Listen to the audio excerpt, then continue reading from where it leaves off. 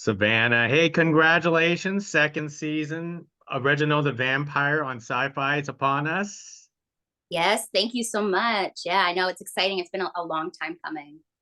I know. And I love this series so much, but I want to hear it from you is what do you suppose is the secret to success for the series? Ooh, that's a great question. The secret to success for our series, I think it's a very I think the show is very I can't find the words. I think there's a lot of people that can find enjoyment in this series. If you're a horror buff, then you can kind of find a lot of enjoyment. If you're someone who's just starting to get into horror, it's not too scary and it's not too gory. And then if you're just someone who really enjoys comedy, then there's a lot of those aspects towards it. So I think it's there's a lot of different aspects to it that can make it enjoyable for a lot of people. And the fact that we don't really take ourselves too serious, I think it's just light and it's an enjoying watch. Now, for your character Angela, I feel that it's a whole different direction for season two from season one. I feel like, you go from like the luxurious vampire to something else, or Yes. all powerful to something else. I mean, tease us a little bit on the direction and how fun is it to play something I want to say almost opposite this season. 100%. Yeah. I would definitely agree with you there in the fact that it does kind of go, she kind of does take a little bit of a 180. I think in season one, you almost didn't really get introduced to Angela. You kind of just get thrown into Angela's everyday world, and where she was in that moment. You don't really get to see the beginning of Angela's story, so you don't really get to see what has led her to become like that. And in my mind, I think Angela is someone who has spent a long time learning to isolate and kind of become avoidant to people. I think that's kind of one of the things that helped her survive for so long. She's 300 years old. So definitely in the first season, you got to see more of Angela being someone who's kept people and friends and relationships at a very much an arm's length. And in throughout season one, she kind of got reintroduced to these emotions and these things that she hasn't really had to think about in a really long time. And then at the beginning of season two and throughout season two, she's become part of a team, and she's kind of being reminded of what it's like to have people around her and to rely on people. And with relying on people comes this idea that they could disappoint you and that you could disappoint them. And she really does just become vulnerable. She's put into a very vulnerable situation, and you just get to see how she reacts to being in a vulnerable situation, and she doesn't really handle it the best way. So yeah, I think that's it's a really interesting character arc for Angela.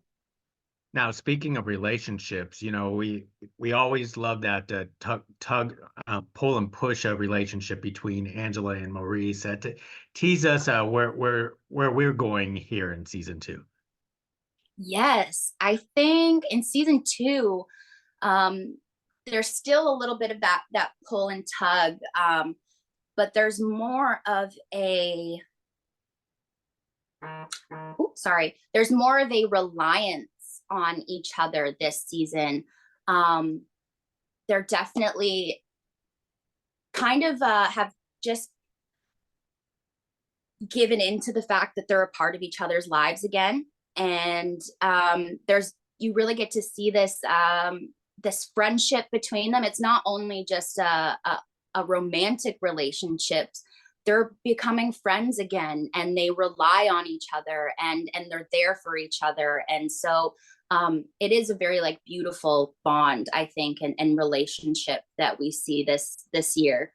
There's an acceptance between each other. They have remembered what it's like to be with each other, and I think they're finally kind of accepting each other for who they are and not trying to like change the other person. So I'm curious, you know, now being in season 2, how has your cast relationship have evolved, you know, with the other members on the show since the beginning? Yeah.